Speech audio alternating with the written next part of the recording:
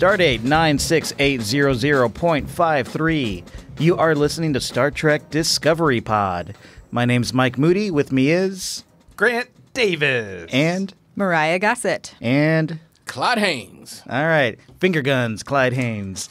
Today we're talking about Season 2, Episode 9 of Star Trek Discovery, Project Daedalus. And 2 in a row, guys. 2 pretty awesome episodes in a row. We're up to about like 9 awesome episodes in a row. I think these past 2 have been the best of the season so far. The season's getting really good. But there's only 2 episodes left. I know. I thought we had That's like it? 4. Yeah. Yeah. That's it. I think they cut. I'm looking on the wiki page, and it says there's only 2 left, and the next one is called Red Angel.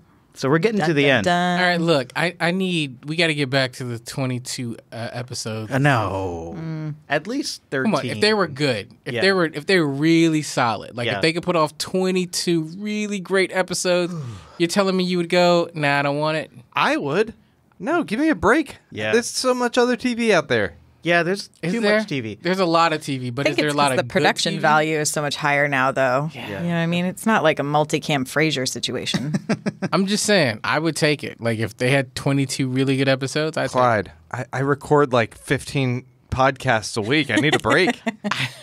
And one of your podcasts is all about other TV shows. Right. I know. I'm not talking about as a podcaster. I'm just talking about as someone who enjoys television. This is a great show. I'd like more. I podcast about television. I don't enjoy television anymore. It's all work. fucking work. We are Star Trek Discovery Pod. You can find us online at StarTrekPod.com. Find us on Twitter at StarTrekPod. And if you really want to help us out, Patreon.com/Star Trek Pod. Go there and make a per episode donation. So give us $1 or $2 per episode. If you give us $2, you can have access to our exclusive Slack channel. That's where we go and discuss stuff all behind the scenes with a bunch of like-minded fans, and it's a lot of fun. $2 an episode, $8 a month. And you guys might as well make that donation right away because we're about to go into the off season, and you just kind of jump on the ship at last minute, and then we can talk all through the off season and about our anticipation for all these little spin-off shows going on. right, we got a new casting announcement for the Picard show today. They're casting that up, so I'm looking forward to that. You speaking of Patreon stuff, you can also get bonus content. We do some bonus content sometimes in terms of bonus episodes. And I had an idea for a bonus episode. Maybe I can get some of you guys to do this with me. We'll see. I put a poll up on our Patreon asking the patrons if we somehow got our shit together to record a commentary track for a Star Trek movie. Like a riff track? Yeah. Which one of these 4 would you like us to do? And Brent, don't say Khan. Don't say Wrath of Khan. That's like the only one you know. No. I only listed 4, and I listed 4 that I want to watch because I haven't seen these in a while. And no whales. Okay. So the options were Star Trek 3, The Search for Spock, very apropos to this season, Okay. maybe. Star Trek 5, The Final Frontier, in which we meet Spock's brother, Sybok. Aren't all the odd ones supposed to be the bad ones? That's why I'm picking them. Okay, cool. But we also have Star Trek First Contact, which is my favorite and is one of the best ones. Is that the Eric Bana one? No, this is the Picard one where he fights the Borg. It's really good. And Star Trek Beyond, the latest J.J. Abrams movie. Oh, God, no. I like that one. I think I'm voting for Khan. Oh, you don't vote, sir. The people vote. And I had a vote, though. the poll. No, that's why I didn't let you know about this. And the poll closed today. So what do we got? Gonna be drum rolling. Go ahead. Drum roll, drum roll, drum roll, drum roll. The winner is Star Trek 3, The Search for Spock. Nice. Okay. Christopher Lloyd as a evil, malicious Klingon whose only goal in life is to kill Captain Kirk. It's gonna be This sounds great. good. It is pretty good. Yeah. Do you remember this one?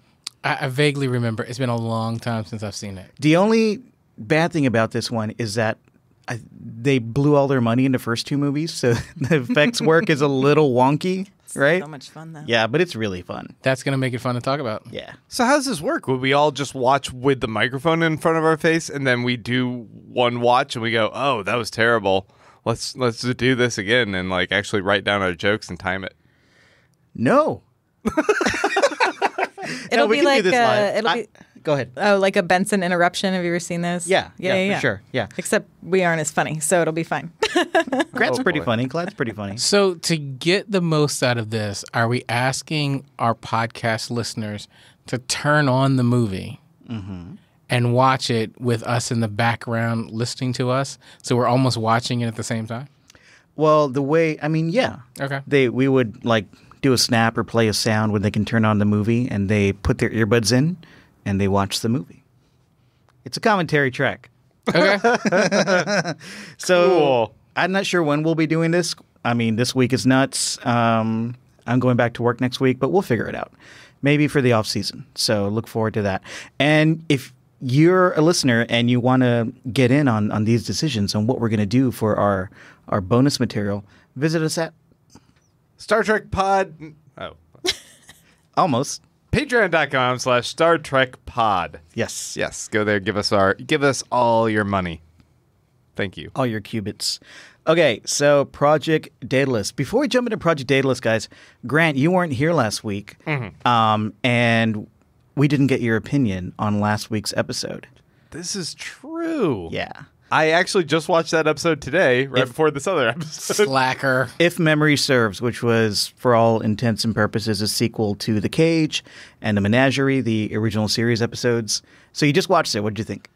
I thought it was great Yeah? for the most part. Okay. I loved that intro, the previously on, that was like this 70s, and it was like, oh, we're directly tying this into some old show that I hadn't seen. It all looked really hokey and terrible. Yeah. And I love them touching the paper mache blue leaves or whatever. Yeah. And then we see these like really nice rendered versions of them. And it's just like, look, guys, just buy into the fact that we've recast everyone, but they're the same people. And, Right. okay, sure.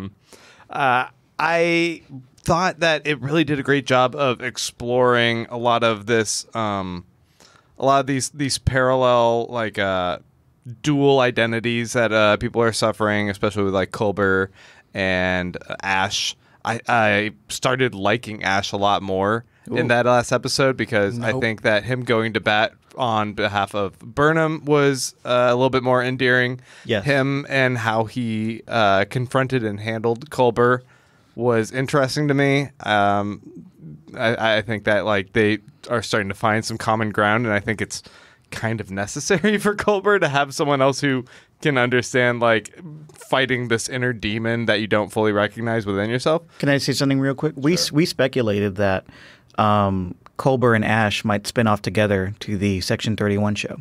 Because I like the dynamic, and they're both, people who are dealing with identity crisis at this point. I'm definitely expecting them to be friends, though you kind of lost me as you were talking. I stopped listening as I started to like Ash. I'm not quite sure what you said after that, so but continue.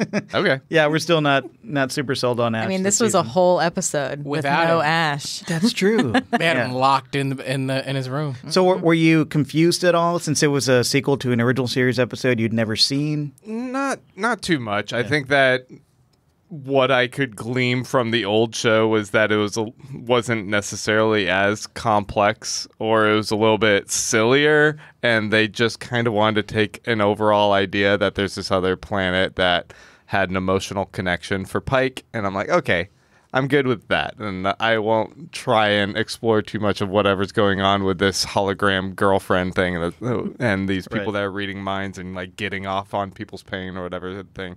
Welcome to Grant shits on the original series. But I haven't seen it, so I don't know. The only thing I really didn't like was the big reveal of what Burnham's conflict with Spock was. It seemed a little bit underwhelming. Okay. And you've redeemed yourself. Great job. Yeah. We all said the same thing. Man, I'm just constantly seeking Clyde's validation, and I appreciate that. And he knows it too. Yeah, he does. He dangles it. Yeah.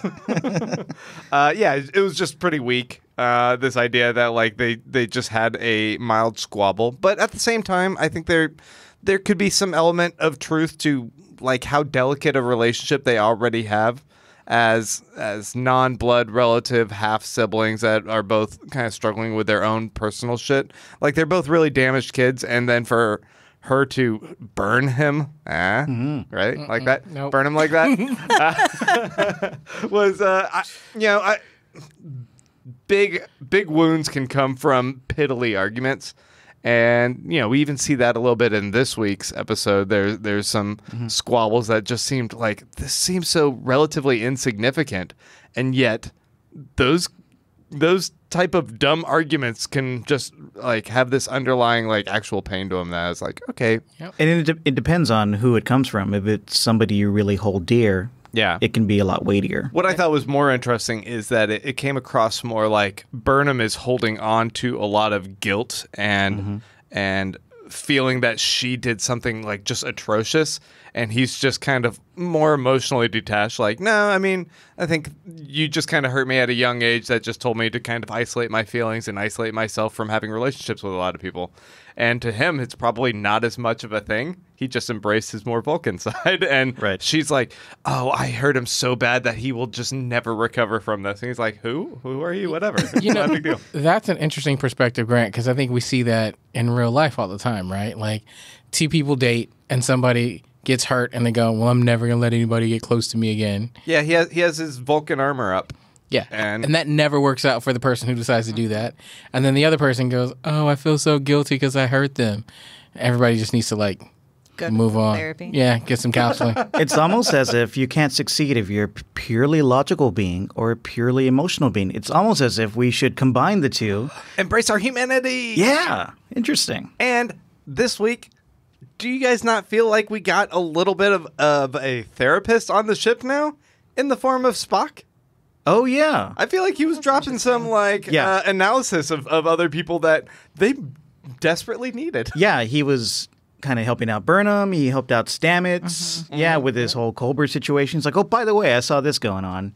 And here's just what I going to think. casually reference what someone else should have helped you with a long time ago, but no one else seems to be doing it. Well, no one is paying attention to Stamets, actually. Before we get too deep, I would just want to know if you guys enjoyed the episode, so we're going to do some hot takes. Hot takes! Clyde, how about you?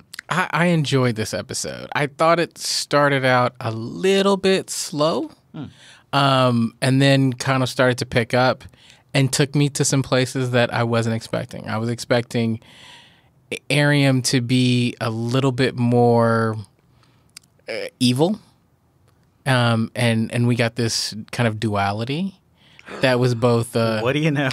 caring and yet mischievous at the same time. And I kind of enjoyed that. I thought it was crafted together well. But I also know that this was directed by Jonathan Frakes, and I typically like his episodes. So I was kind of expecting, and I probably was looking at it like, oh, this is going to be a good one, and walked into it that way. Good old Riker.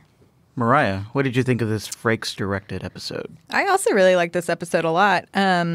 I agree. I thought in the beginning I could like feel the writing a little bit more and some of the dialogue, because I think like Burnham and Spock are still trying to find, I think, their on-screen chemistry together a bit, because they, are supposed to have this long relationship, but in reality we've seen them together on screen for like 2 episodes. So, but yeah, once we hit the action sequences and like the emotional arc, I was in. What did you think of Admiral Cornwell or Cornwall? Cornwallis. I feel like she just doesn't bring anything, and I felt like she helped drag the tempo down a little bit. I think she's kind of inept in a way, but I think that she was a necessary element of this story pushing to where it needed to go. Yeah, she's a plot device. Yeah, I think, she was needed to give Pike that confidence to like go through with this like mission that he maybe wasn't 100% sure if he was making all the correct decisions, and knowing that he was like, oh, I am the Federation, I am the representation, and I mean, he's my the gut is correct. Best of what we have of the Federation. Wasn't that so sweet? A little bit too corny for you guys? No, it was really on point for me. Also because we're dealing with a version of Star Trek that comes before the original series. And so we don't see the fully fleshed out Federation that we see in the original series. And we are seeing a Pike that embodies all of those values from his core to his fucking fingernails. So it makes sense that an admiral in a high position would be like, you know what? You embody the core of our values, and we need you here because you're going to be a leader to shape things to come. And that's telling me as a fan who knows how Starfleet, is shaped going forward, that there's a basis for that. It makes sense that it would come from somebody like Pike. This ain't your bullshit Captain Archer. Oh God. Is that good? Is that who Scott Bakula is? Yeah. Why would you even bring that up? It's been a long road We do not talk Sorry. about Enterprise on this show. getting from there to doesn't happen. here. I got a mic in front of me. I'm going to sing. All right. Gosh. Grant, what'd you think about this episode? I It mean, was great. Yeah. You know. I know. We talked about it a little bit just You now. know, I fanboy out on every episode now. My ability to be critical is gone. I just love all these episodes. I thought that this one, you can tell that everything is picking up as they are moving to the finish line of this season. I didn't know that we were actually only a couple episodes away from the end, but I was already just like really impressed. Like, oh, okay, they're really starting to pull these pieces together. Like, I thought Arium was just one of those devices that they were going to have that arc kind of run a couple episodes, and the fact that it kind of wrapped up pretty quickly in this episode, I'm like, oh, okay, Yeah. sweet. An amazing battle between Arium and Burnham, and yeah, I dug it. We have a consensus. I love this episode. It was really good. And I liked all the themes of burden and responsibility that we were talking about earlier before, and how that fuels everybody in this episode, and it is what everybody's grappling with. I was surprised that my new favorite character, Arium, is now dead. Favorite character? Yeah. Why? Why not? Okay, I thought it was such We a got to know her so well, Yeah, and then it- they were like, crush it. It was such a great narrative device. I mean, it kind of doesn't make sense that she wouldn't have enough memory storage, so she has to consistently dump out her memories. But it was a great narrative device because we got to see her RoboCop vision while she's dumping out her memories. So we get to see kind of her origin. We get to see the friendships that she's made on the crew. So then when she's put in peril at the end and then she dies at the end, it does have an impact. It really did. Yeah. They did a great job there. Here's my concern, or my I'll nitpick at this a little bit. Pick them nits. As you know, I've been clamoring and asking for more development of the secondary characters, particularly those on the bridge, right? And we've just so for them to give us Commander Arium, right? So that's why she was in the seat last week, is because she holds the rank of commander, right? We get to learn a little bit about her. We get her kind of some background, and the minute that we do that, they kill her. I've been Yeah. looking for this, and now she's dead. It still worked for me though, and Yeah. it reminded me of a pretty early episode of Battlestar Galactica where there's this like the not the bridge, but what did they call the? It was like the main process room in the Battlestar, the war room or whatever. You have all these people running around, and you never really got to know them. But then there was one episode where they're all doing video diaries, and you get all the C and D characters, and you learn who they are through that. And I thought that's what we got here through like Arium's RoboVision. You know, we got some really nice human moments with Kayla, and Kayla's my favorite. Of course. Well, but it was also nice because I think we now know what Arium was or is, right? Like, I think we all kind of assumed that she was an alien technology. Well, they didn't Right. The know. lady who had a shitty honeymoon.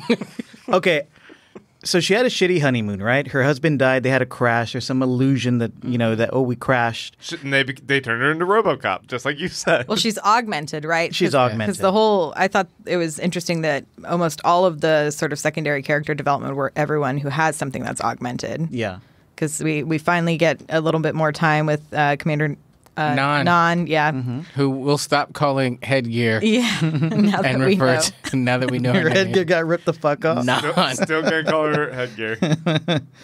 3 cheers for cybernetics. I like that. Yeah. Hey, That was cool. can I just say I was really impressed that the away team was 3 strong women. Yes. Yes. I thought that was a very nice touch. I was like, yeah, I mean, Dude, that bridge is loaded with women, right?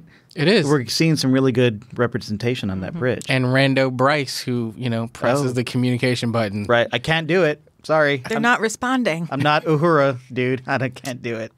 I need a broader skill set, buddy. Why are you sending in a man to do a woman's job? That's all I'm saying. Talking. Though that's interesting Okay. that the person who connects the phone, the operator, Yeah. is a man. I mean, that's for everything you say. Right. Don't send a man to do a woman's job. I don't think it's a woman's job. I think he's the operator. Right. That's who he is. Until it's an all-female bridge crew with only give it to one me. dude. It's cannot it's be the not gonna be. captain. It's Yeah. not gonna be enough. Not going to work. Yeah.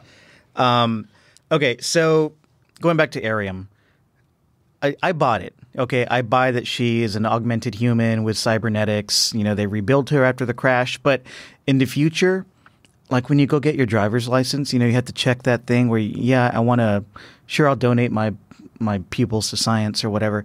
In the future, is there another box that says, Rebuild me if I die. turn me into fucking RoboCop if I die, yes or no?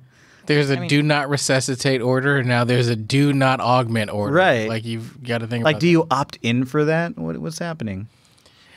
I mean, He has amazing insurance. She has Cigna, bro. the problem with that is there'd be too many people who would go out and jump off things. Right. Just to become augmented. Just so they could be RoboCop. I would like a cybernetic pair of arms.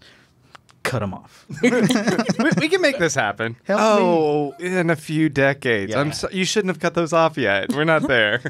You need to hit your deductible at the end of the year. Okay, so I really the Arium story really worked for me emotionally, and you know that's a big thing for me. I want to feel something. This episode really made me feel something. What'd you guys think of Spock? I know we talked about it earlier, but I really like that he's throwing so much shade over I at like Sassy Spock. over at Burnham. He's very sassy, but also very piercing and cutting in a very Vulcan way. It wasn't exactly like the Spock we know from the original series, and it was a little bit more of a punk rock pissed off It's Spock. nothing like the Spock we know, but I'm cool with that. I've come to terms with the fact that the way I have to look at this is stop thinking about this as Leonard Nimoy, right? And just think about this as this is who this character is. We're gonna call him Spock, but we can call him anything we want. This is just looking at him as his own character, and it was cool. I like cool swag Spock. This is like a Spock who brunches, who's going to tell you like it is. Wait, so is in the original series, is he not as dickish? I mean, he's like very direct, but it's always like a weird form of compassion is sort of Yeah. on the end of it. There's more of he does it with more of a wink and a smile, maybe. Here, So he's angrier here. So he's a little younger, a little bit quicker to just take someone down with logic rather yes. than be Yeah. considerate of how they feel while still breaking it down. I find Right. that the later kind of the original series Spock was a little more logic, a little colder, a little more detached is how I'd look at it. Like he would do things, his actions said caring, but everything out of his mouth was just kind of like that doesn't make sense. Yeah. That is illogical. You are tending a plant that is dead, Burnham. You guys are siblings, not by blood. Yeah, see, What necessary to petty you? What a dick. yeah, that is a different Spock, but fun to watch. I have to admit. Okay, so let's try to run through this episode chronologically, like we do. I'll never make it. Okay, so the beginning shot, just real quick, I want to say that beginning shot of Cornwall's shuttle going Where going it's through the ship. upside down? Yeah, I just can't get enough was so of smooth. these effect shots with this beautiful ship. You know I love him. Like that. so great. That sells it. Yeah, and I'm watching it on a small screen too, and I'm just blown away. I watched this whole thing on my phone. Okay, and you're still Why would you do that though? out of necessity, right? Because I was putting my kid to bed Okay. and I also needed to watch it. So I laid in bed and I watched it on my phone. Deadbeat dad. Okay, I guess that's a pretty good reason actually. But I mean, it's so beautiful. Do yourself a favor at some point, go back and watch it on the largest television you can find. Mm-hmm. Just saying. So Cornwall boards. Apparently, she's in our corner, and Pike is like, "Hey, you shouldn't trust Section 31." Yeah. It's funny. Like she's Yes. like, I'm gonna administer this magic ball Lie detector test. That was just like That was silly. Yeah, I was like, Yeah. okay, sure. The cerebral mapping tech. This is the most state of the art, and damn it, he's not lying. He won't budge. I just like how matter of fact, like how indignant Spock gets about like, I fucking told you I didn't kill anyone. Move on to the next question. We're done. I just didn't think she was that compelling of an interrogator. No, I mean, But I mean, if you're doing a lie detector test, you're supposed to make it very like yes, no questions. Yeah, pretty neutral. She had like 4 of the same questions. Like it was kind But of that's what you're ridiculous. supposed to do on those. Like you ask the same question in different ways to see if you get different responses. Clyde wanted Tom Cruise from A Few Good Men to throw. throw some I would have been all right with that. You can't handle the truth. Some banging Cornwall. on the table. yeah. Stop lying to me. Something like that. But then we get the reveal of these like deepfakes videos have obviously advanced quite a bit. You can just straight up show a dude like from all sorts of angles murdering people. Well, you So- can kind of do that now. I mean, Yeah. I don't know how they were like, the video says the footage, so. But we looked at the underlying code. yeah. Did you? Because apparently it's a fucking hologram. I don't know how well It's- you even looked at the code. Just a hologram. Well, I don't know if y'all remember from the original series, but this is almost like a prequel to Court Martial, where Kirk is accused of the same thing. Like there's video footage of him doing something wrong, Oh. and then I don't remember that. he has to go, and they're like gonna reprimand him, and he has to go in front of this big old council. But then Spock plays chess with the computer to figure out that the computer is faulty. Oh, shit. So I was like, damn. And Spock plays chess in this episode, I too. know. Did he play 3-dimensional chess with the computer in that episode? Who knows? I think so. I Yeah. bet he didn't, smash the board, knock it over. Oh, yeah. Emotional Spock. I'm down with it. It works. You give in to your feelings too much. Damn it!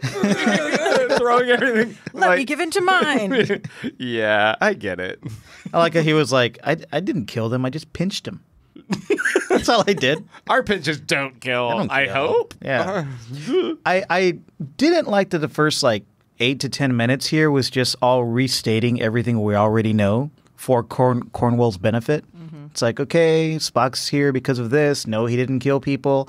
Okay, the Red Angel, we think it's somebody from the future. Okay, we know this. Yeah, but I don't know. I thought that as far as like making this episode kind of its own isolated, like standalone, it could work very well as that as well. Sure. They brought us up to speed, and it didn't feel too over the top or just hitting us over the head with it. In fact, the interaction with Stamets and Spock and Burnham, where he's like just being a dork and playing around, like testing all those things and talking Oh, to yeah. himself. And he's like, "Can you guys please talk?" Yeah. And then they start talking, and he's like, "Never mind." I don't know. I liked how that was a good way to get them to talk to us, the audience. Mike, maybe that's what I was picking up on. The slowness was a lot of restating, and the whole kind of dialogue with trying to figure out if Spock did it or not. We're already in the loop that he didn't do it. So maybe that slowness was just like, all right, I'm ahead already. So let me know when you've caught up to Sure. where I'm at. Yeah, like we know this already. Yeah, Yeah, we know. there wasn't anything in it for me. Yeah. Still, to be said, I didn't feel like there was any issue with the pacing there. It was just like, I already know this, I actually enjoyed those scenes, and I liked the way they were shot. I think, like you, I really like Jonathan Frakes' directing choices for the most part. And every time he directs, there's going to be some interesting action. Yeah, and there was some stuff around kind of that stuff that I appreciated.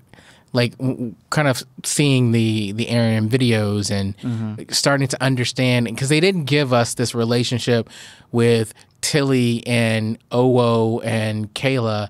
Like they didn't just give it to us, right? We had to work for it a little bit and kind of say, well, what are we watching? What are we seeing here? And then seeing the dialogue and kind of figuring that out. Like there was some things that we got that was like, oh, it's interesting, that I thought fed into the bigger narrative. And there's just one scene between her and her, I guess, new husband. And I like that they didn't try and like do all these flashbacks of like all these different tidbits of her relationship. We just needed that one moment, and they didn't have to bore us with a bunch of other stuff to get their point across of what all she lost and what her tether still is to her humanity. Which, speaking of which, people's tether to humanity is also the other like underlying theme that they just keep repeating for everyone. Well, of course, because now we're battling a sentient AI, apparently. Yeah, that makes perfect sense. We got introduced to Control here, which is a network computer that gives the Federation or the Starfleet all of their orders, apparently. And it's corrupted. We got reintroduced to Admiral Patar, a logic extremist. who's Rest in peace. R.I.P. Yeah, who Or was pieces. Who wasn't an extremist? Sorry. Or maybe she wasn't. No, because we find out another hologram. Yeah, she actually might have been real cool. We won't know because she's been dead for a couple weeks. Photons be free. But then that was her, or was that a hologram in the previous episode who was talking to Giorgio and being like, Right. hey, no, I want more ideas from her. Yeah. Like, was that just more of a hologram, or was she alive in that scene? I think that they were all alive, and then when they beamed over to their base in this episode, we'd seen them massacred. They were dead for 2 weeks. Okay. Yeah, I think those were they Sometimes set it it's up a little to be sketchy real. to figure out like what the timeline is and how Yeah, many days it or is. hours are passing between episodes. Yeah. So, what do you guys think that we're battling an AI here? We're battling Skynet. I was a little disappointed by that. It's the Matrix, yeah, or Yeah. Skynet. Yeah. Well, I think what I was a little disappointed in is toward the end, like we didn't even really start to pull that thread, right? Like we got a little bit of Arium downloading some of the information, but it's kind of like that was it. Like it ended without any real addressing of kind of what's going to happen. So I'm hoping that we'll get a little bit more of that on the next episode, but I doubt it. I think the threat's already there that, the Red Angel's coming to warn everybody about the destruction of the galaxy, and apparently it's at the hands of this AI, which is trying to learn how to become sentient. Yeah, but is that over now? I don't know. I don't know. I guess Arium we're is gonna figure it out, but- Arium's dead, right? Like blown up in And space. But maybe she knows that there's something on this this place they have to find, or Right. else it's still going to happen. That's right. Yeah, because she didn't finish her upload to Control. Right. So, yeah. And she it's seemed still, very adamant that Control was going to find a way to do it. but all that information that Control wants is still on the Discovery. So it's going to be after the Discovery. And we've got to figure out what Project Daedalus is. Okay, why It's was a real this, thing. Okay, why was this called Project Daedalus when it has nothing to do with that until the last 2 words of the episode? So I'm gonna not Bring do it. any of this correctly. Bring it. Probably. Oh, I think I pulled up the wiki page. Anyway, it was a British science So thing. it's a real thing. It's a real thing.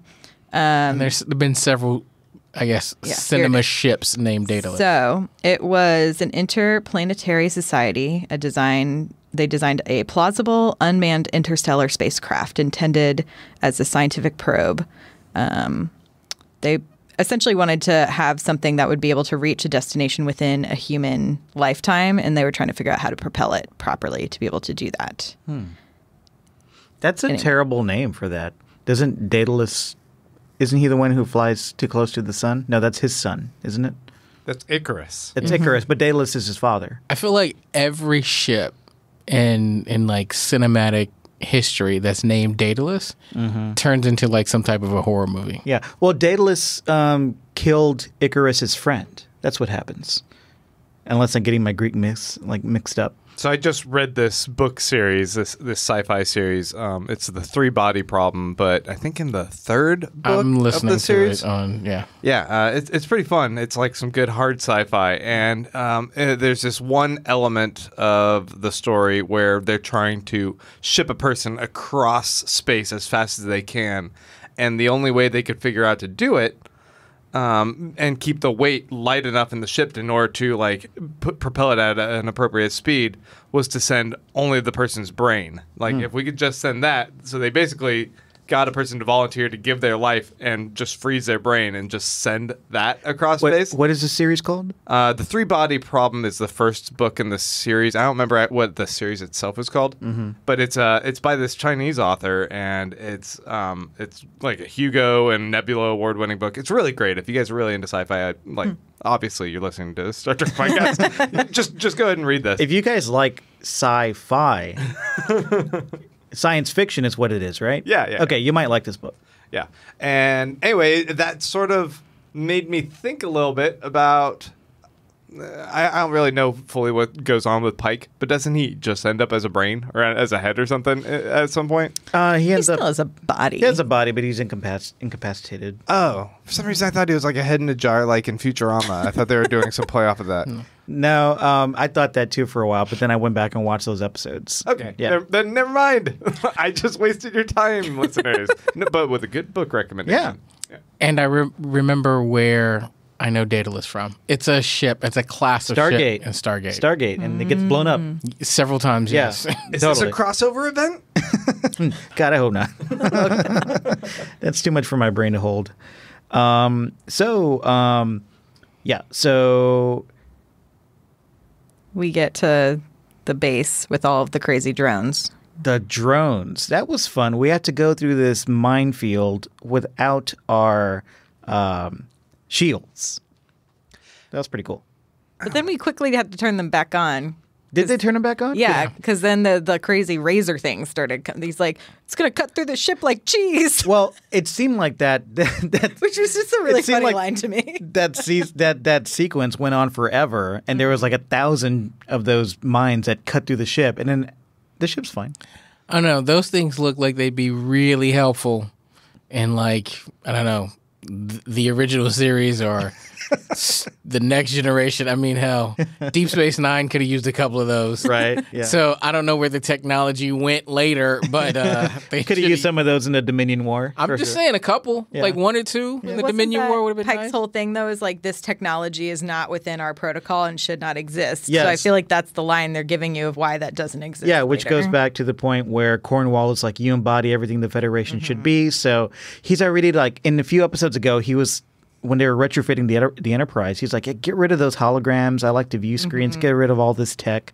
So it makes sense they're kind of correcting canon through Pike. Does it feel weird to you guys that they're hyping up Pike as the epitome of the values of the Federation and Trek, I guess, when most people would ascribe that more toward maybe Kirk or later Picard? Not really. But he's like the mentor for Right. Kirk. So Yeah. it's like he's got to learn it from He's somebody. Spock's mentor as well. But and does Kirk really embody that, or is he just a little bit too much of like a wild renegade Lothario? I mean, Pike not- embodies it more with this version. Yeah. It does. Yeah. and I was This- like, this and I version of think Pike. the J.J. Abrams Kirk is a little bit more like Wild West renegade Okay. than. But I don't know. Shatner's yeah, a loose cannon, not just on the show. but but even that's just Shatner. all iterations of Star Trek except for Enterprise, which takes place before this series, Stop mentioning that word. getting from there to here. Theme song. The theme song is the problem I have with the theme song is it's too damn long. So long, It's pretty long, It's and long. it's country pop. and it's almost as bad as the L Word theme song. Sorry. Anyway, yeah, Pike is lauded through all of Trek. People have like the Christopher Pike, medal, like Oh, so the Yeah. the reverence here, the is reverence well makes placed. it Okay. makes sense. It's well placed for sure. Then I'm okay with it. I Yeah. I buy it. It was a cute moment. I like how they prop him up, especially since the guy's been kind of beating himself up that he didn't Right. get to play war. I guess with didn't- everyone else. he wasn't I'm in a a war. scientist who's bummed I didn't get to play war. Yeah. But sure, okay. One thing that doesn't continue that Pike does here is cursing in Star Trek. He's like, "We're going into a shitstorm." He does say that. Yeah, it always throws me off when I hear cursing in Star Trek. I like it, I enjoy it, but I'm always like, what's happening? Welcome to CBS All Access. Right. These are bad boys. Yeah. They don't play by the rules. You pay for curse words. I loved his quote, though, giving up our values in the name of security is to lose the battle in advance. That is so Star Trek. I love that. I just kind of struggle with why is Pike lecturing an admiral on the very fiber of the Federation? Well, because that very fiber is not established throughout the entire Federation yet. Yeah. Right It's now more they're war just- driven than that. Yes. He is a true scientist. She operates in a bit of the gray area, especially as she's dealing with Section 31, it seems, Right. and yeah, they haven't embraced Pikeism. I mean, in truth, I got to remember that she was captured by the Klingons and tortured for a while, so she might Yeah. be a little bit. She's better. got some revenge to. She too needs therapy. A little Yes. counseling might help her. Let's get Spock in the room with her, and we'll just get this all worked out. She's just gonna yell that she thinks he's lying. So Yeah, they were in the room. Didn't work out for either one Yeah. of them. So did we like Burnham's interaction with Spock here? I like that he's like, she's talking about how she expresses herself through her work and not through her living quarters. That's why it's so blank, and he's like, I'm yeah, with you, it's- Mariah. Whatever. Like, I just like there are some points in there where I was like, this is correct sibling bullshit, where I was like, yes, sure. this is correct. But then some of the lines back and forth, I could like, I think they're still figuring out how they talk to each other, and I can't tell if they're trying to do the like, oh, we both were brought up as Vulcans, and so everything we say is very precise and very literal versus like just getting into it like siblings would do. I don't know. It felt a little complicated. I'm with you. 'Cause they're using the Vulcan like dictation style Right. as that as It's oh this is stubborn just and sibling snarky. rivalry. Well, yeah. but I also think that part of it is for our benefit, right? Like, I think if they were just talking to each other, they would leave out some of this extra dialogue. But because it's really for our benefit, they're giving a lot of background. And so I'm like, okay, so you probably wouldn't talk to your brother or sister that way. Right. It's a But I'm in the room, so you're explaining it. yeah, to it's a me. way to get the exposition across, which I understand. But it got better through the episode. It was just the very beginning of their little squabble they were having. I was like, all right, guys. Though I did enjoy their squabbling. I mean, I thought it was, fun. I like the chess game. Yeah. It was a little frustrating, though, to see Burnham lose, and I guess in a way, like to him, like to fall more victim to her humanness, I guess, in a way, and just gonna be like, you know what, fuck you, and like start walking down the room. I was just like, man, because he was just being a little bit of a stubborn dick, and I wanted her to basically break him down a little bit, and I think there hold him to was task. I think she's not ready because she feels like it's like he said, everything is her fault. Right. And so she's still living in that place. Yeah, and to his point, I think she can get over some of that stuff. I think ultimately they keep painting her as this kind of damaged, broken, scarred person, but every time they unveil like what she's scarred about, it's really not that deep. And a good therapist will help her. Like, She started she was a part of a war starting that was kind of a big deal, and her parents got slaughtered by Klingons. yes. So I'm not. Like there's some pretty decent deep wounds. But what I, Joe, she lost Georgia. And last episode, she got chased by this giant CGI crab monster that almost she killed her fell when she in was a love kid. with a guy, and he turned out to Okay. be like a Klingon. a Klingon. They maybe? they didn't Fair. let her have her natural hair when she was a kid. okay, look, the Klingon thing. You're right. I mean, there's some things. She's got a baggage. Okay, I gotta back this up a little bit, but yeah, there are some Gotta things back out of this. today. But I'm thinking like, okay, yes, she was in the other room when the Klingons killed her parents, but it's not her fault, and a good therapist would help her come to terms with that. Right. Well, I think his point of you need to unburden yourself because none of this is your fault, and you. He said you avoid reality because it's easier for you to shoulder burden than to face unimaginable grief. Thank you. Yes, she's just not dealing with her shit. But I'm just trying to figure out like why hasn't anyone helped her with this until this point? Well, I think because she's masked it with her work. She's. Well, I'm talking about when she was like a kid. Like you got But she's in a place that doesn't She have was emotion. in Vulcan. They don't. what about the mom? The mom was a human. She's a human that decided, I'll marry a person who's emotionally distant. What can we kind of read into her? Fair point. Fair point. I did like that Spock. What he told her is true, and if it was coming from a warmer place, that might help her. But he was just like, "Get over your shit," because in all those situations, you were irrelevant. I don't know. I wonder if him just being straightforward and telling her that is something that she might have needed to hear. And it comes from someone who she does have a deep relationship with and who can kind of pinpoint like the pain points of her past and just like say, But then she had to watch like killing her friend on this mission. So it's just like one after another for Yeah. this poor gal. yeah, I did. I mean, it was kind of obvious, but I like the reversal that happened when she's trying to when they're playing chess and he goes another way and does something that she doesn't expect, and she's like, "Oh, we should do that here." I like how that played out on the bridge with Pike just yelling at the crew members' names, like throw me a new course. That was great, over and over. I kept sorry. I didn't mean to cut you off on that. But I kept expecting when they were playing chess and right as she was about to storm out of the room, she does this turn to him that I thought was aha, gotcha. I was using my emotions to get you to reveal a bit of yourself, Spock. But no, it wasn't. I thought it was like that Black Widow in Avengers moment where she's playing Loki. I thought it was something like that was going to happen. Yeah. Like, But no. She was genuinely upset, and he got to her. But it came back around when she realized, oh, what we need to do is just Not be logical. Yes, not be logical. Embrace the chaos.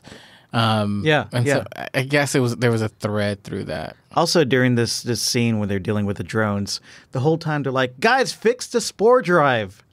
Right. We're going back to that. It's always broken. It is always Just got to broken. hit those mushrooms with a wrench or something. It's kind of like we're not committing to saying we're not going to use it. Right. But what we'll do is we'll just never be able to use it. I guess that's frustrating. Here's what else is I mean, frustrating. it gives Stamets something to do. Where's Tig Notaro? Yeah, You know, she could fix that shit with some band-aids. She said that, like, the actor said that she was going to be a lot in this season. She was in, like, one episode. Two episodes? I think two. Yeah. Yeah. Shenanigans, and I want her fixing stuff. Yeah. Fix stuff and fix people. That's what this shit means. There are like 1,000 characters on this show, and the one that I think we should see a lot more of Yeah. is nowhere to be seen. Well, they spared us Ash this time, whiny Ash. It's true. You can't have all these characters in a show. Although I thought it was interesting that Burnham is obviously kind of moving past her anger towards him because she's like defending, like, I don't think She's he would defending do him. that. I think he is loyal to the Federation. I don't think he's as loyal to these crazy people as you think he is. And she's very loyal to the people she cares about. I mean, she did all this for Spock, and now she's trying to help Ash. And she told Pike, "You'll see. I'll make you believe in Ash." And I mean, she was right because it was Ariam who It was was sending the Ariam, messages. right. So Poor Ash. Everyone, Locked in including his the room. people in this room, have been giving him a hard time, and he's just got a heart of gold. You know? I'm looking forward to Sweetheart. the character being redeemed. Okay. So do you think at some point on the bridge, it kind of seemed like Ariam realized that she's realized that Yeah. she's messed up? Yeah, I she's really doing like a cry that. for help. She's like, Yeah. please stick with me, Tilly, know. because And then Yeah. Tilly like bounced. Like, great friend. That made everything so much like worse. You know, Yeah. watching this character realize that she is being corrupted and doesn't know how to stop it. But I Yeah. think it helped us, right? Because it helped us not vilify Ariam. Right. Because I think at first I was like, all right. Because when we first started this episode and having seen the preview, I was really in a state of, all right, get rid of her. Oh, right? she's a monster, yeah. She's a monster. She's a robot. I'm not really attached to her. I had zero connection to her going into this episode and a ton by the time we got about halfway through. And then a lot of respect toward the end. So I thought bringing us on that journey in such a short amount of time was really well done. Yeah, I felt sympathy for her. Definitely. Yeah. Can I complain about something real quick? Please. Do All it. right, let's go back to Cornwall. So she's like, hey, I feel like this Admiral Patel, is that the name? I think, is a bit of a zealot over at Section 31. We need to sneak over there and we need to take her down. And they're like, okay, if you say so. And then she proceeds to give them like no information on how to do it, really. She's like, oh yeah, while we're warping over there, I guess I can give you a quick rundown of this impenetrable fortress, this like CIA headquarters where we need you to steal a knock list, but we don't have any plan. We don't have any plan to do this. She kind of draws a little line in the map, like go there. I mean, I guess, man, she like screwed them over, and all of a sudden they're getting like Classic Cornwall. their This was a cheese cut. terrible plan. Like Cheese grater. One of the worst Star Trek plans maybe ever. I like that we had a plan, though. It was like, let's go here, let's do this, Okay, we're gonna wait. do this together. Plan. We had an idea. We had Thank you. a destination. Because a plan is kind of strong. This was people with some dirt and a stick going, all right, so we're going to go through this way. Then we're going to cut over this way. You hold the flashlight. Like, this was a bad idea from jump. It was not good. Yeah. But it's their only choice. They're on the run. The whole Federation is They- after them. They could have took 3 more minutes to say, hey, why don't we all put our heads together and think about something? Like, We got a what bunch do of you know smart about people. this place? Oh, I'm sorry, I forgot to mention there's mines all over the place and that you can't have a warp drive. I'll let you know, or you can't have your shields up. Shields, yeah. I'll let you know as soon as we're in that situation, rather than planning ahead. That's some bullshit from a tactical admiral. who got that rank as they should know how to plan that shit. And she just Yeah. came from war. She just came from True. war where they had to actually think of strategical whatever the fuck. Very Yeah. true. Strategical fuckery. Yeah. Cornwall is bad at A lot of stuff. Strategical fuckery. She's bad at a lot of stuff, actually. Yeah. I mean, she's also the character who so obviously did not see that the Klingons were going to take her. Like, go to that meeting. Yeah, I mean, everything's going to be fine. And it's like, oh, no, it's I think what not. you're saying is she got captured, and you don't like people who get captured. Whoa, whoa. Whoa. No. That's what you're saying, Don't right? say that. I'm just saying You don't she like didn't- people who get She captured. didn't see the trap. Okay. She also slept with Lorca. Or, No. yeah, she did. Oh, she she slept did. with bad Lorca. With Mirror Lorca, and didn't even realize And he didn't was even Mirror recognize Lorca. She was like, "You seem a little different from me, but can we bone again?" I mean, so, yeah. When you're in space, what happens in space stays Stays in space. Stays in space. Space is People like in Las space Vegas. got needs, I guess. We all got needs, my friend. Well, speaking of lovers in space, Stamets needs some love. Poor guy. Yeah, it does feel like there's so much else going on that we don't get enough time as the audience to properly focus on how traumatic it is for him. Like we're definitely exploring all the pain that's going on with Culber, even in the few scenes that we get. Like he just is a man who doesn't know who he is. He's in this like imposter body and he feels like a fake, whatever. But from Stamets' perspective, man, that guy is going through a roller coaster of like ups and downs too, and that's just tragic. Are we going to get time to fully explore that? Because I we only don't have think so. two more Two episodes. episodes? I don't know. Yeah, two more episodes, and we're building up Pike, and we got to get to where maybe he shuffled off the ship. I think we you know? got it. I think we got it in this episode in the one line that Spock gave Stamets. I think it's him over. space? Give him space. It's not. Yeah. It's not because of you. It's because he's trying to figure out who he is. Done. Don't talk about this anymore. It's like, hey, audience, here's what's going on. You're not going to get any more. of Shouldn't this. that be a conversation between Colbert and Stamets? It should be, but with 2 episodes left, and All right. a lot of going on, I don't know that we're gonna get We don't it. have time for that. Spock's such a dick, man. He's just like He's great. I too have been I had someone who I truly loved just close himself off for me, and you know what I did? I said fuck emotion to the whole world. That's what you should do too. Just give up on all of it. Don't feel anything. Oh, and you can't navigate a thing you've jumped through multiple times. Oh, Believe yeah. it yourself. I actually wrote that down. Like that's inspiring. Like, wait, no, it's kind No, of it's dickish, not. It's really actually. condescending. Yeah, it's It's- pretty condescending. He was just tossing out wisdom nuggets Yeah. covered in shit. So I thought that with Pike, with Cornwall, obviously, like talking to Patel, and Patel was like, "All of y'all are messed up, and you guys are all traitors, and Right. go turn yourself in." I like that Pike was like, "No, I got your back," and then everyone else is like, "Hell yeah, we got your back," and they're like, everyone is just on board with Pike and his loyalty to what's right, not to what's lawful. Everyone's drank the Kool-Aid. Yeah, we saw that big time last week. Yeah, everybody was just like, nope, we're going to be fugitives. We're in this together. And it was reiterated again this week. And it was great how the entire crew was working together to get through that minefield. I love seeing that. Don't you love seeing that? You like the scenes of the bridge crew together. I That's loved it. like your thing. I wish we knew more about these random people on the bridge crew. We will.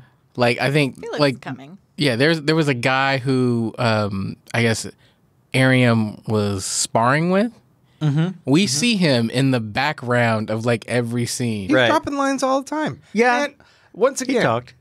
watch The Office, watch Parks and Rec, and watch how many seasons you get until you start fleshing out those background characters. Just saying. They go seasons, and this is just season 2. Yeah, that's true. Yeah, we don't know who I know. I did say Creed is. all of the bridge and the augmented folks get their lines this episode. You know, it's funny because I was ready to have this conversation and I was gonna count Kayla's lines, and so her first 2 lines were, "Yes, Captain," and I was like, I'm the over under is gonna be at 6, and then she had this moment where she had like 2 sentences in a row, and I was like, oh, well, I'm gonna stop counting now.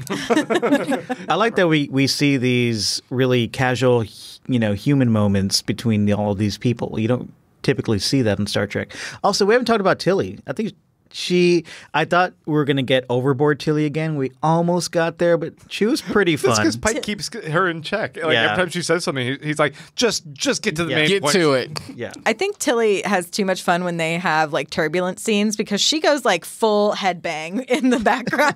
You just see the big old Like red the big ponytail just goes flying, and I was like, she is having a ball. Like, She does seem like she's having fun though. yeah. We get that one other line that she says a little bit earlier on to Ariam, I want to say, where she says something about her mom issues, and I'm like, poor Tilly. Once again, Oh, if I she could really have has memories, I'd forget my mom. not. Right. It's like, right, That's like yeah. a heavy thing for her to kind of admit. And I'm like, she really needs to address that. I also, sorry. No, go ahead. I like that we also got to see a lot more of those like the personal touches in people's rooms to kind of help, I think, emphasize the fact that Burnham does not have anything in her room. You know, there's like even Ariam has like the Right. thing of sand and the picture of her and her fiance or husband, and yeah, so we get to see like all of those sort of smaller pieces that make you like attach to the characters more. Everyone else has personal effects, and Burnham still doesn't. Like they even show that Ariam the robot has more like personal effects in her room. Yeah. You know, at some point, Burnham's just gonna get it together. She's gonna go to Space IKEA and get some stuff. Because the truth Because of the like Sarah's room is amazing. yeah, Right? he's All that got, greenery. he's got plenty of succulents around the room. He's got cactuses. He's got everything. He could open up an Austin restaurant tomorrow. You really could. But I think what's so interesting is that when you look at Burnham's room, it's blank, right? And because she's like, well, I'm a Vulcan. And I'm thinking, you're a Vulcan who has an emotional breakdown every 15 to 20 minutes. So I'm not really buying it. Get yourself a potted plant and a picture, of Ryan Gosling or something. So or at least a Pike. a Pike or something. He walks in the room. Weird decoration. Put up a little picture of Sarek or something, something. Some Alice in Wonderland paraphernalia. Yeah. Yeah. Ash. Just No, an Ash no. poster. Calico Bash. Now that's see in my what- head, Grant. Now you guys aren't Now okay it's with in it. my head. Let's see I'm what not gonna June be able looks to like. sleep tonight. Oh man, the Ash Tiger Beat magazine is so good. Love it. Yeah.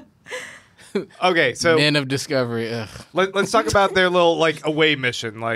Burnham's assigned you gotta Saru for some reason is like I delegate. I want to stay on here and do some nerdery. Oh, because he's figuring out the heat map thing. the holograms. And, Yeah.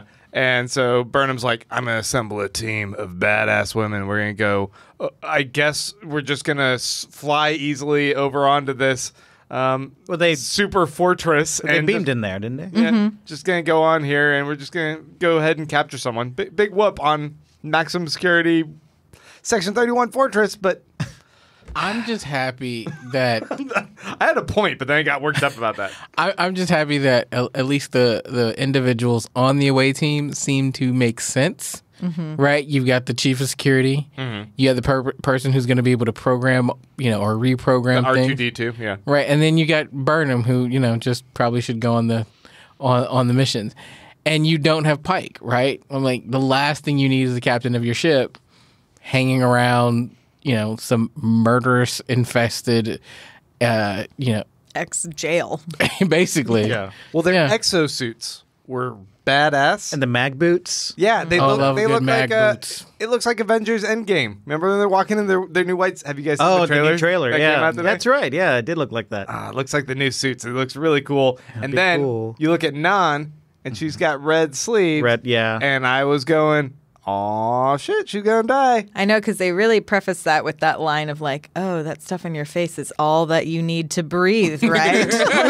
Turn to the camera. You guys caught that, right? Chekhov's headgear. and then, of course, it wasn't her. She lives another day.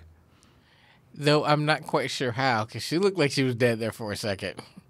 Yeah. Pretty hard. I think I wait, think she's did- a pretty good security chief. We saw her grab the thing, right? She's alive. Back up. Had it in her hand, but she like passed Yeah, out. she was done. Yeah. And then all of a sudden it's like, I'm getting it back in. I'm like, how did you wake up? Well, I guess she probably, like, logically in my mind, it would be like she got it on, but like you need some time to like get some oxygen or whatever she needs Yeah. to get back in her I thought she system. was going to Space need air. some help. I thought she was going to need some help. I thought like Burnham was going to be like, here, take I it. also don't know why they just didn't beam. If you can beam onto the ship, Yeah, why why- didn't they beam the girl who needs something to breathe back onto the ship? It's a great Stakes. question. Because of stakes. Okay, let's talk about that fight sequence. I liked it. So good. Good wire work. Pretty cool. Without Michelle Yeoh. Yeah, when Ariam punches her across the room and then does that jump up in the Oh, air yeah. where she's doing hover hands. That's the Matrix jump. it was a Morpheus jump, right? It was a silly fight, Yes. but there was some stuff in it that was really impressive. I thought a lot of the the fight choreography was really good. The hand-to-hand combat was really good. Yeah. Yeah, I mean, Frake specializes in pretty cool action scenes, so this was pretty good. Yeah, you could feel all the punches that Burnham Yeah. was taking and that she was not able to deliver back. Like she was able to use her skill to kind of take down Ariam and like make her lose her balance, but she wasn't like landing any punches that were doing any damage to that cyborg frame or Yeah. whatever's going on with her. It was pretty good. I mean, one thing this show gets right, for all the criticisms people have of it, is the art direction, the action, the cinematography. The thing looks great. The thing is choreographed great. And when there's a purpose for an action scene like this, you're not going to be disappointed. Nope. That's like 3 or 4 things it gets great. It's awesome. It gets All right, a lot we know of you things like here. the show, Grant. We're happy you like the show. I'll complain about something again. think You want me you'll- to talk about Cornwall? I think you'll like Star Trek III: The Search for Spock even more. Oh, great. That makes me think I won't like it. Yeah. What else you got, Grant? You got your phone up there. Oh, here's another idea I had. Okay. When they were talking about, like, how can we possibly stop Ariam? I was like, why don't you just shoot everything you have on the ship and just kill all of them? No. Like, they certainly didn't think about that. That wasn't even a consideration. I was like, that was the first thing. I was like, if it's the fate of the galaxy, kill But- those. I think all if she those started people. the upload, they would have destroyed it. But why kill 3 when all you have to do is kill 1? Yeah. Again, also, why didn't they just beam her off the ship I'm with you. as soon as they knew she was like not okay? Like beam her right to the brig.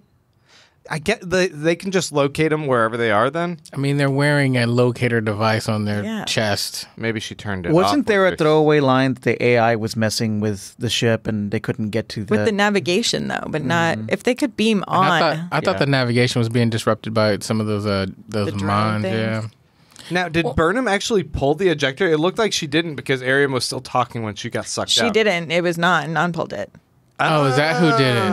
Mm-hmm. Good. Guilt-free for Burnham. I thought maybe. handle. I was thinking maybe Tilly did it remotely. Are you sure it was none? Yeah. It wasn't Burnham? It was not Burnham. Burnham was talking, Yeah. and then it happens, and she Oh, looks, and okay. Non has her hand on the thing. Oh, okay. And is And like, her finger at her mouth going, my bad. Like, It's like, I'm doing my job. You know, we haven't talked about the line, right? That when Ariam says, not only find out about Project Daedalus, but it's all about you, Michael. I mean, I feel like this feeds into our Red Angel theory that is definitely Michael. Yeah. I mean, you know, and I guess one thing that's starting to bug me because it seems so obvious as Spock's like, why me? What is so unique about me? And I just want to go, your relationship with Burnham, moron. It's not that he's a human Vulcan I'm hybrid. sure that's part of it, but he's technically, I mean, if Right. you really think about it, it's not just that. Like, it's not just This could him. be a red herring. I don't know. No, I'm not I mean, good at I think predictions. I think it's clearly. I mean, and I think we've been on the It's idea someone that we it's- know. It's Amanda. Yeah. Ooh, no, It just came to me. no. But I think this whole thing is about Burnham and him and Right. and their relationship, and that's why they're having all this struggle. Right. I mean, it could be. Yeah, it's probably Burnham, right? And then Spock just loves time travel. So it's like, of course it's going to be Spock with anything to do with time travel. I don't know. If it's Burnham, there has to be another mystery to it. There has to be another layer. We have 3 instances of the Red Angel showing up. One is to save her life, Right. basically by coming as a vision to Spock.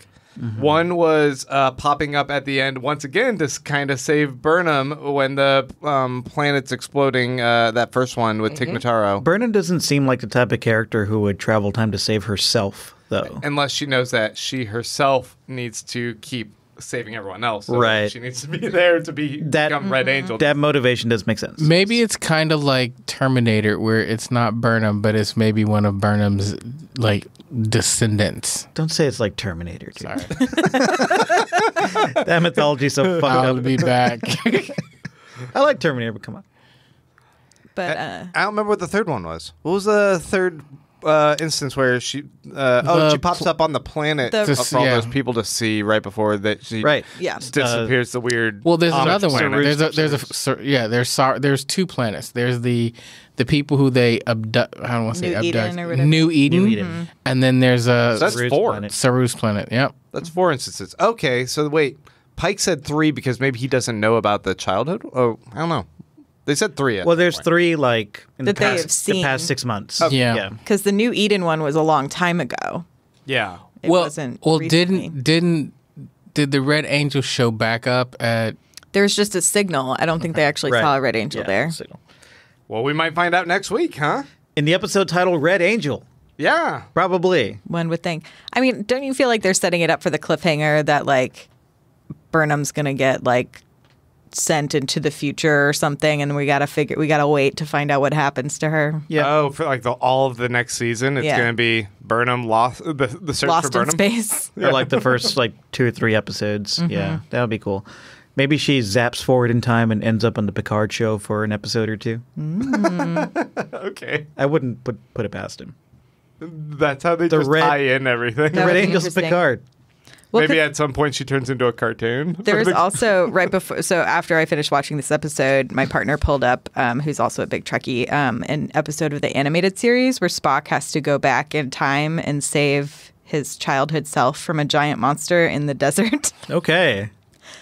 So Spock's a Red Angel. to like stay in the correct version of the timeline. I was like I was like writing notes while the episode was on, but then I was like, wait a second, Yeah. what is going on? Like Interesting. So All this right. is a theme we've seen So, before yeah. in Star Trek. And apparently Control, the Control AI, is part of the canon in the Star Trek novels, but it's never been referenced in Isn't the... Control the evil society and Yes. Get Smart? Yes. Okay, just checking. That's all I was thinking. It's every time you say Control, I just keep thinking. I just picture the cone of silence. I just keep thinking. Come on, 99. Exactly, yeah. All right, well, we kind of love this episode. It gave us a lot to talk about. I think next week's episode will do the same. I think we're on a good streak here. This is for me, this is the best the show's ever been. I think These we're gonna. past few episodes. I think we're gonna miss Ariam. Yeah, we just got to know her. My new favorite character, Ariam, You mean your new second favorite character after Kayla? after Spike. Spike the vampire. All right, guys, thanks for listening. Visit us at StarTrekPod.com. You want to help us out? Visit us at Patreon.com/StarTrekPod. Grant, where can people find you on the internet? I'm on Twitter. What's your name on Twitter? I'm just look for me At Baron Von Grant. Yeah, I think you've mentioned it every other episode. So Yeah, right. I'm at Mariah Gossett. It's Mariah with a Y, 2 R's, Gossett with 2 S's and 2 T's. And Clyde. You can find me on Twitter at Clyde Haynes, and you can find me kind of on the web at keyandclyde.com. And visit our podcast network, Electric Sweater. Electric sweater. I always forget you guys are going to do that. I just keep talking. ElectricSweater.com. You can find a bunch of more TV podcasts there. And live long and prosper.